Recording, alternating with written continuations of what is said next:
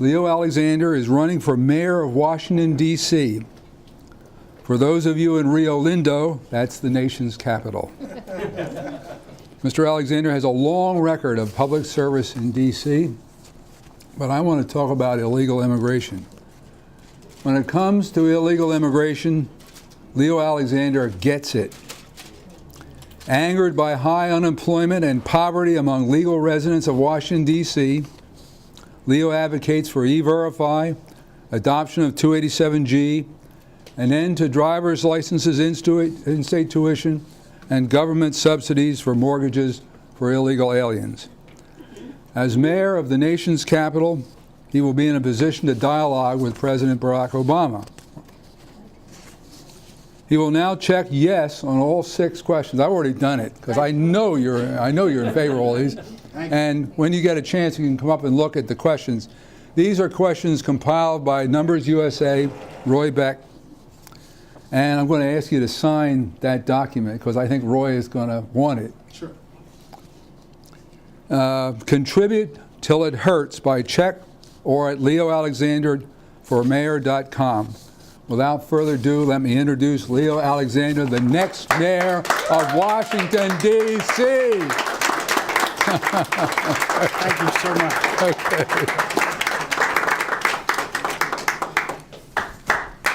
Yeah, we're get mic'd up.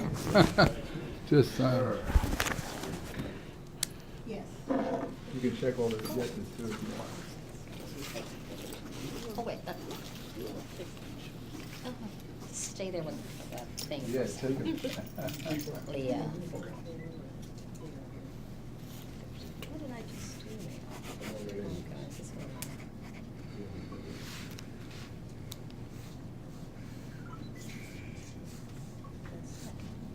Well, don't make him fill out his address, Bill. I have no control over it.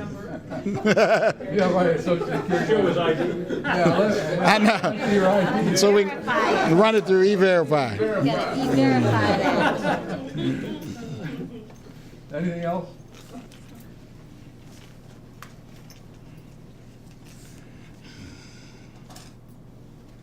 Today's the 27th. Gotcha. Okay. Very good. That's. Now you're on. Okay. It's your baby. Now, I know Mike and Bob have a pledge here also for me. Mike, Bob, would you like for me to go ahead and execute this pledge? Yes, please, maybe you want to just read the first paragraph of it. But Sure. This is, I think, central to your campaign. Sure. It starts off with the District of Columbia mayoral pledge to implement the E-Verify program. I pledge to support the implementation of the federal E-Verification program in the District of Columbia to ensure that American jobs are held by American citizens and legal permanent residents. During these hard times of historic high unemployment in our nation's capital, as mayor, I have a duty and obligation to protect our legal residents' access to jobs on a fair and level playing field. E-Verify is an important tool to achieve that objective.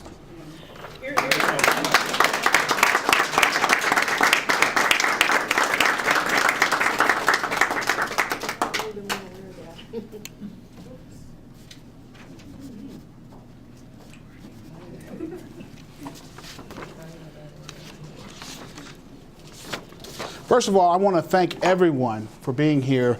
Answer and also PFIR, Progressives for Immigration Reform. I want to thank you for putting on this event. This is very important to getting our message out. When we started this campaign back in September of '09, we started this campaign because of generational poverty in Washington, D.C. But we had this problem that's been continually going on for all of these years, and I've always wondered, even as a television news reporter when I used to cover politicians, why do they allow these people that we love, our Americans, to live in these conditions generation after generation? Where's the end game here? And I never saw an end game. But you'd ask questions of politicians, and it's very simple because the end game takes too long, and politicians want quick fixes. because they have to get reelected. So they don't really want to invest in people to correct these generational problems. In Washington, D.C., a third of the population over the age of 16 is functionally illiterate. That's a serious problem. That locks you into poverty. It locks you into crime. And then you also, from my background, after I left television news, I had an opportunity to work at D.C. General Hospital and also at the D.C. Housing Authority. So that put me on the front line of working with people who are trapped in this cycle of generational poverty. But you ask them what's going on, they'll either say, well, you know, I live in public housing, my mother lived here before me, my grandparents before me, but there is no plan in place to get them out because it's supposed to be a temporary situation. My plan is to make sure that people have adequate, affordable daycare so we can get people back into the work track to get people back employed. And the only way to do that is to make sure the jobs in Washington, D.C. are for Washingtonians. Now, what's happened over the last generation, and I'm sure many of you have seen it, if you go into any of the hotels and restaurants and drive by the construction sites, you're not seeing Americans. You're seeing people who are here, they just got here, and many of them don't even speak English. I heard a couple of very sad stories the other day. One was from this gentleman who was looking for a job. He was asked on a construction site if he spoke English and Spanish. They held it against him because he wasn't bilingual. And this is guys who have been a brick mason for over 30 years. In America, you're required now on a construction site to speak Spanish. That's unheard of. The other story I heard is that they pay a journeyman carpenter $35 an hour, but they're hiring, a lot of these contractors are getting away with exploiting this undocumented population by hiring them for $8 to $10 an hour and exploiting them at the expense of Washingtonians. But nobody's doing anything about it. So E-Verify was brought to me recently, I say within the last year, by Bill Buchanan. He said, Leo, I may have found your silver bullet. And he and I go back at least 3 years now because I thought about running for public office about 2.5, 3 years ago. But my wife was up for reassignment. She's a commander in the U.S. Navy, active duty. There she is, Angela.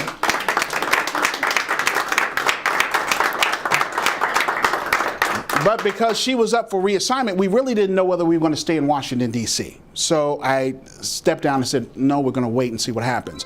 As it turns out, they just assigned her to be over at BuMed and then from there to Navy Bethesda. So we stayed in the city. And that opened up this opportunity to run for public office. But the decision came down to, am I going to run for Congress or am I going to run for mayor? Well, after many conversations and talking around in the community, it came down to basically which office can I affect the most change on individuals' lives in Washington, D.C.? Congress, who has no vote, or mayor? It was obvious. After a little prayer, we decided we'd run for mayor. We've had a groundswell of attention to our campaign. And I'm very excited about what's happening now here in Washington. People are calling every day. We got calls from New York recently. They want to raise money for the campaign. They want to come down and be at demonstrations and things, fundraisers for the campaign. So we're growing. The excitement is there. Now, if we can only get the mainstream media to start covering someone beside for the incumbent,